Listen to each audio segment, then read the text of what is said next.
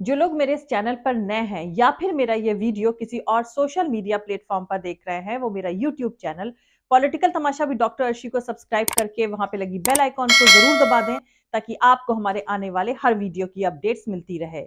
और दोस्तों, अगर आपको हमारा काम पसंद आता है, हमारे वीडियोस पसंद आते हैं, तो www.patreon.com/dr अर्शी खान पर जाकर डोनेट करके आप हमारे काम को सपोर्ट कर सकते हैं।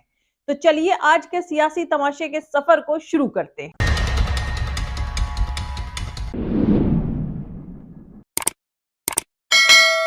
लंदन कनाडा के बाद अब ऑस्ट्रेलिया में खालिस्तान सपोर्टर्स ने दूसरे इंडियन ग्रुप्स पर हमला किया और वीडियो में दिख रहा है कि तिरंगे का अपमान भी किया। भारत के खिलाफ इस इंसिडेंट का वीडियो भी वायरल हो रहा है, लेकिन सो कॉल्ड देशभक्तों ने इस वारदात को अभी तक क्रिटिसाइज भी नहीं किया है। लगता है कि इन्हें क्रिटिसाइज करने के लिए भी व्हाट्सएप यूनिवर्सिटी से इजाजत लेनी पड़ती है। दोस्तों, ऑस्ट्रेलिया में पिछले कुछ दिनों से हिंदू मंदिरों पर हमले के कई मामले सामने आए हैं। ऑस्ट्रेलियाई हाई कमिश्नर बैरी ओफ्रेल ने इस मामले में ट्वीट करके कहा था कि वो इन खबरों को सुनकर दंग हैं। इंडियन फॉरेन मिनिस्ट्री ने पिछले हफ्ते ही इस मामले में प्रेस कॉन्फ्रेंस करके बताया था कि भारत सरकार इस मुद्दे पर ऑस्ट्रेलिया सरकार के साथ बात कर रही है। अब कुछ दिन पहले एक और हिंदू मंदिर को निशाना बनाने की वारदात को इसी कड़ी से जोड़कर देखा जा रहा है। ऑस्ट्रेलिया की लोकल मीडिया में छपी खबरों के मुताबिक ये मंदिर ऑस्ट्रेलिया के विक्टोरिया सूबे में है और मंदिर को निशाना बनाने वाले लोगों ने उसकी दीवारों पर खालिस्तान जिंदाबाद और भारत विरोधी नारे लिखे हैं। ये पहला मौका नहीं है जब ऑस्ट्रेलिया में किसी हिंदू मंदिर पर इस तरह का हमला किया गया हो। पिछले 25 दिनों में यह तीसरा इंसिडेंट है जब किसी हिंदू मंदिर को निशाना बनाया गया है। इससे पहले 16 जनवरी और 12 जनवरी को भी हिंदू मंदिरों में तोड़फोड़ होने की खबरें सामने आई थी। 16 जनवरी को विक्टोरिया के कैरम डाउन्स के शिव विष्णु मंदिर पर हमला किया गया था। न्यूज एजेंसी पीटीआई के मुताबिक ऑस्ट्रेलिया के लोकल अखबारों में पब्लिश खबरों में इस इंसिडेंट के लिए खालिस्तानी सपोर्टर्स को जिम्मेदार ठहराया गया है। इस मामले में मेलबर्न हिंदू कम्युनिटी के कुछ मेंबर्स का कहना है कि अगर इन खालिस्तानी सपोर्टर्स में इतनी हिम्मत है तो वह विक्टोरिया के अमन पसंद हिंदू कम्युनिटी को निशाना बनाने की जगह विक्टोरिया की संसद पर जाकर ये नारे लिखें। तो आपको बता दूं कि इससे पहले 12 जनवरी को भी मेलबर्न के स्वामी नारायण मंदिर में खालिस्तान जिंदाबाद और भारत विरोधी नारे लिखे गए थे। दोस्तों, जिन्होंने पंजाब के दशक 80 का दौर देखा है वो बखूबी जानते हैं कि उन दिनों प्रेस और बीबीसी रेडियो और तमाम दूसरे विदेशी रेडियो में एक नाम खबरों में खूब छाया रहता था। ये नाम था संत जरनैल सिंह भिंडरावाला का, जिन्होंने अमृतसर की वर्ल्ड फेमस गोल्डन टेम्पल को अपना ठिकाना बनाया हुआ था। भारत सरकार से उनके टकराव की कहानियों पर डिफरेंट लैंग्वेजेस में हजारों किताबें हैं और गूगल का सर्च इंजन भरा पड़ा है। जून 84 में टकराव इस कदर बढ़ गया था कि उस वक्त की प्रधानमंत्री इंदिरा गांधी ने गोल्डन टेम्पल में संत जरनैल सिंह भिंडरावाला और उनके वहां मोर्चा बंदी किए हुए हथियारबंद सपोर्टर्स को मार गिराने के लिए फौज भेज दी थी, और जिसमें भिंडरावाला और उसके साथी मारे गए थे। फिर इंदिरा गांधी की उनके ही सिक्योरिटी गार्ड्स ने हत्या कर दी थी। इस वारदात के बाद भयावह सिख नरसंहार हुआ और उसमें हजारों सिख बेरहमी के साथ कत्ल कर दिए गए। खैर, धीरे धीरे सिखों की दुनिया बदली और उनकी जिंदगी भी।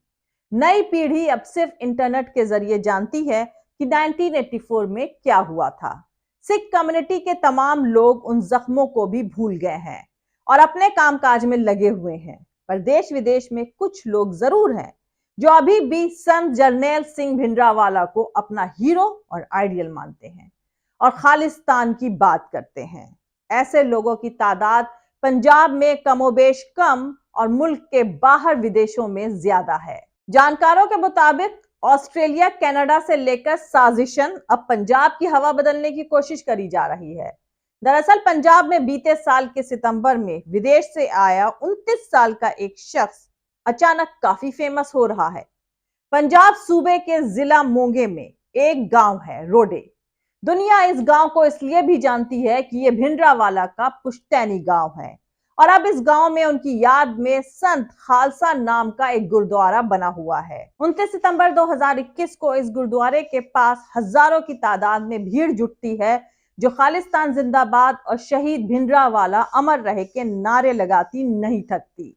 मंच पर अट्रैक्शन का सेंटर दो लोग होते हैं, एक संगरूर से सांसद सिमरनजीत सिंह मान और दूसरा एक शख्स जिसका नाम है अमृतपाल सिंह। दोस्तों, 29 सितंबर 2022 को इसी अमृतपाल सिंह नाम के अनजान से शख्स को अमृतपान करवाकर इसकी रस्म रिवाज की गई।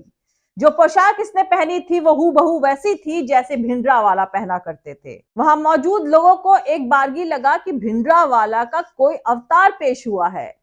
दोस्तों, अमृतपाल सिंह पोशाक ही वैसी नहीं बल्कि जुबान की तलखी भी उनकी ठीक वैसी ही है। रस्म रिवाज के बाद अमृतपाल सिंह ने उसी अंदाज में भाषण दिया और जोर देकर कहा कि सिख कम्युनिटी गुलाम है और यूनियन ऑफ इंडिया से कैसे भी टकराव के साथ इसे आजाद करवाना होगा। अमृतपाल जब ये सब बोल रहा था तब भीड़ में से कई लोगों के अलगाववादी नारों की आवाज और ज्यादा तेज हो गई। यानी 29 साल का एक शख्स अचानक पंजाब और दुनिया वालों के सामने भिंडरावाला के गुजरे वक्त को एकाएक वापस ले आया। तो दोस्तों, अहम बात यह है कि ये सब तब हो रहा है जब पंजाब में खालिस्तान के लिए हथियार बंद स्ट्रगल की बात करने वाले हाशिए पर नजर आ रहे हैं और पंजाब के चप्पे चप्पे में गैंगस्टर कल्चर फैला हुआ है। गांव घरों में गैंगस्टर्स की बातें होती रहती हैं और अब अचानक अमृतपाल सिंह की होने लगी हैं। जिस मंच से अमृतपाल सिंह ने अपना पहला कंट्रोवर्शियल बड़ा भाषण दिया, उसी मंच से सांसद सिमरनजीत सिंह मान ने कहा कि अब हमें दूसरा संत मिल गया है और गैंगस्टर्स को अपनी राह छोड़कर अमृतपाल सिंह की राह को इख्तियार करना चाहिए। अमृतपाल सिंह का बयान कि सिखों को अपनी आजादी के लिए लड़ना होगा, हमें गुलामी से आजाद कराने के लिए संत जरनैल सिंह भिंडरावाला ने कुर्बानी दी है, ये हमें नहीं भूलना चाहिए, पंजाबी सोशल मीडिया में छाया हुआ है। अब सियासी तमाशा यह है कि जब पहली बार पंजाब के गांव रोडे में फ्यूचर यानी आने वाले वक्त की जंग हथियारों से लड़ने की बात करी जा रही थी, तो उस वक्त वहां मोदी सरकार और स्टेट सरकार दोनों की खुफिया एजेंसियों के लोग भी मौजूद थे। लोकल मीडिया ने तो पूरी तरजीह के साथ वहां हुआ तमाशा कवर किया, लेकिन खुफिया एजेंसियों की चंडीगढ़ और दिल्ली भेजी गई इनपुट रिपोर्ट्स का क्या हुआ, कोई नहीं जानता। अमृतपाल सिंह की लैंग्वेज लगातार सरहदें तोड़ रही है, लेकिन इस सब पर मोदी सरकार और राज्य सरकार की अनदेखी ताज्जुब करने वाली है।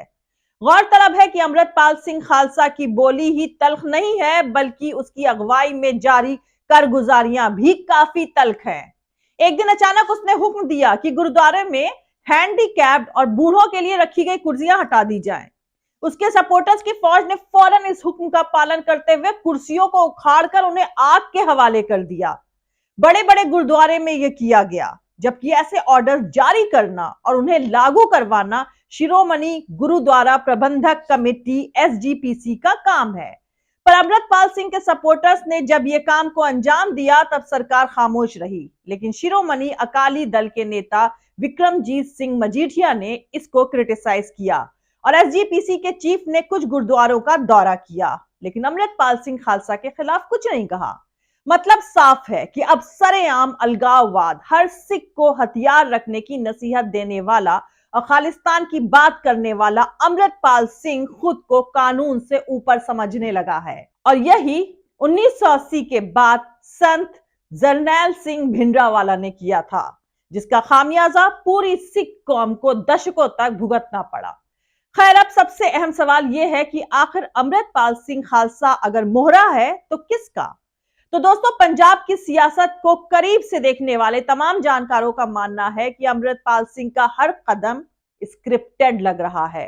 उसके सलाहकारों की टोली में वही लोग हैं जो कभी आतंकियों के सलाहकार थे। गैंगस्टर लहर को काबू करने के लिए सख्त गवर्नमेंट के ऑर्डर्स जारी हुए हैं।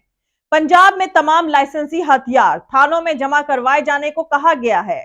लाखों लोगों ने करवाए भी हैं, लेकिन अमृतपाल सिंह के साथ उसके जो सपोर्टर्स चलते हैं वो लेटेस्ट हथियारों से लैस होते हैं। क्या उन पर कानून की शक्ल वाला ये गवर्नमेंट ऑर्डर लागू नहीं होता है? सियासी तमाशा यह है कि सरकारी तौर पर इसका जवाब नदारत है। पंजाब के चीफ मिनिस्टर भगवंत सिंह मान और पुलिस के डायरेक्टर जनरल गौरव यादव एक आध बार ये कहकर चुप हो गए कि कोई गैर कानूनी कार्रवाई में शामिल पाया गया तो कानून अपना काम करेगा। जानकारों का कहना है कि पर्दे के पीछे कोई तो है जो अमृतपाल सिंह को दूसरा भिंडरावाला बना रहा है। दोस्तों, लंबे वक्त तक तो नेशनल और इंटरनेशनल मीडिया से लेकर लोकल पंजाबी तक यही जानने की कवायद करते रहे कि आखिर ये अमृतपाल सिंह है कौन। साल भर पहले तक तो किसी ने इसका नाम तक नहीं सुना था। पुलिसिया और खुफिया फाइलों में भी इसका नाम कहीं दर्ज नहीं था। लेकिन अब धीरे धीरे जानकारियां बाहर आई कि नया नया खालसा बना अमृतपाल सिंह अमृतसर जिले के गांव जल्लूपुर खेड़ा का रहने वाला है। उसने 12वीं जमात तक पढ़ाई करी है। कुछ साल पहले अपनी फैमिली के साथ वो विदेश चला गया था और वहां उसका ट्रांसपोर्ट का अच्छा खासा कारोबार है। अब इस इंफॉर्मेशन में सबसे अहम पॉइंट तो मैं आपको बता दूं। आपको एक नाम याद होगा दोस्तों, दीप सिद्धू। दीप सिद्धू पंजाब से वकालत के लिए मुंबई गया था और वहां किसी बड़े रेफरेंस के साथ एक्टर और गुरदासपुर से सांसद सनी देओल के करीब आ गया। उसने खुद अपने पैसे से 2 पंजाबी फिल्में बनाई जो ठीक ठाक चली। इसी बीच दिल्ली बॉर्डर पर पंजाब के किसानों ने पक्का मोर्चा लगा लिया तो शिरकत के लिए दीप सिंह सिद्धू ने भी वहां डेरा जमा लिया। लाल किले पर केसरिया झंडा लहराने और वहां हुए वायलेंस का मेन आरोपी बनने के बाद वो और ज्यादा सुर्खियों में आ गया। अलबत्ता मोर्चा बंद किसान जत्थेबंदियों ने उसे खुद से अलहदा बताया। उसी दौरान उसने यानी सितंबर 2021 वारिस पंजाब दे नाम की ऑर्गेनाइजेशन बना ली। जब जीत हासिल करने के बाद किसान आंदोलन खत्म हुआ तो उसके बाद हरियाणा में एक एक्सीडेंट में दीप सिद्धू की जान चली गई। दीप सिद्धू के सपोर्टर्स और रिलेटिव्स इसे एक्सीडेंट नहीं बल्कि दीप सिद्धू की हत्या के लिए रची गई साजिश बताते हैं। दीप सिद्धू की अचानक मौत के बाद वारिस पंजाब दे के कई वारिस उभर आए क्योंकि इस ऑर्गेनाइजेशन को देश विदेश से अच्छी फंडिंग हो रही थी। विदेश से 6 साल के बाद वतन और पंजाब लौटे अमृतपाल सिंह ने भी वारिस पंजाब दे पर दावेदारी जता दी, लेकिन ऑर्गेनाइजेशन के लोगों ने उसे संजीदगी से नहीं लिया। अपनी दावेदारी की बाबत वो सांसद सिमरनजीत सिंह मान से भी मिला। बताते हैं कि मान से उसने कहा कि वो दीप का बहुत अच्छा दोस्त था और उसे फाइनेंशियल मदद भी करा करता था। मान ने अमृतपाल सिंह का सपोर्ट किया और वारिस पंजाब देकर जत्थेदार बनवाने का वादा भी किया।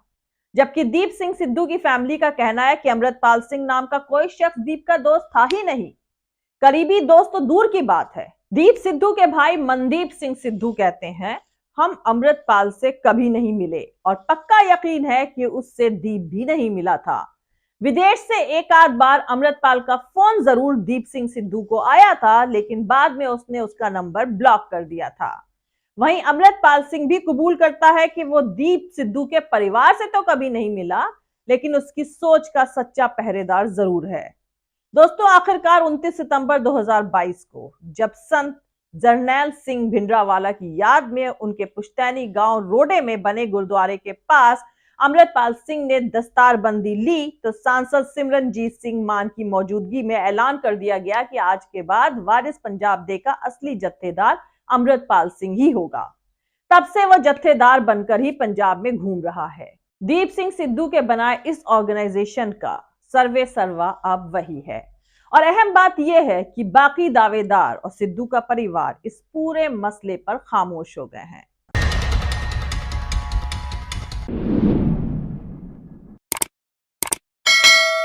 तो दोस्तों, आज के सियासी तमाशे में इतना ही। मिलते हैं अगले वीडियो में किसी दूसरे नए सियासी तमाशे के साथ। जय हिंद, सत्यमेव जयते, अल्लाह हाफिज। दोस्तों, हमारा पूरा वीडियो और दूसरे और वीडियोस देखने के लिए हमारा YouTube channel political Tamasha with doctor Arshi को सब्सक्राइब करके वहां पे लगी बेल आइकॉन को जरूर दबा दें ताकि आपको हमारे आने वाले हर वीडियो की अपडेट्स मिलती रहे। और दोस्तों, अगर आपको हमारा काम पसंद आता है, हमारे वीडियोस पसंद आते हैं तो www.patreon.com/dr अर्शी खान पर जाकर डोनेट करके आप हमारे काम को सपोर्ट कर सकते हैं। दोस्तों, अगर आपको हमारा वीडियो पसंद आया है तो लाइक और शेयर करना हरगिज नहीं भूलें। आप हमें फॉलो भी कर सकते हैं हमारे ट्विटर, इंस्टाग्राम और फेसबुक पेज पर। मेरा ट्विटर हैंडल है @arshi_aziz khan। Thank you. मिलते हैं अगले वीडियो में।